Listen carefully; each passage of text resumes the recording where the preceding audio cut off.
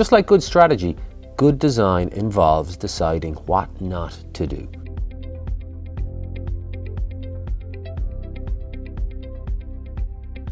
It's easier to design a product with lots of features like one of these, even though it delivers a poor experience to users. Paradoxically, it's much harder to design a product with a limited number of features, to commit to only doing a small number of things, but doing them really well, like one of these. Why is it harder? Because making decisions isn't easy, and because the culture of the tech industry strongly believes that more is better. More features equals a better product. It isn't true, but to say otherwise means challenging the beliefs of most of your colleagues, clients, and stakeholders. That culture is changing slowly, and strong decision making is helping clever companies make clever products that are winning big. Let's use an example. Halo was the first ride-sharing app launched in Ireland back in 2012, and it was an instant hit. Here's how it worked.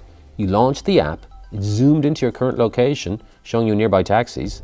You pressed pick me up here and then Halo now, and in a few seconds, a driver is matched and a pickup time is confirmed.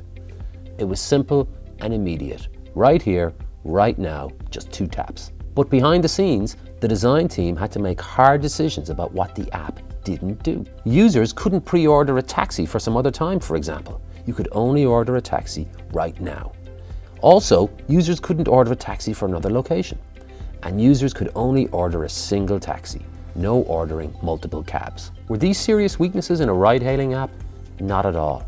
The app was popular precisely because it didn't do these things. By being really good at just one thing, by solving one problem, find me a cab right here, right now, the app was a huge mass market success. A less clever team might have taken the traditional approach.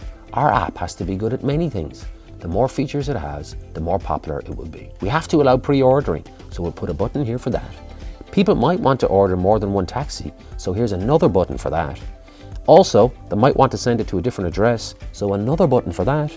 And now, they're ready to place the order, after they've agreed to our terms and conditions, of course. While well-meaning, these features are counterproductive.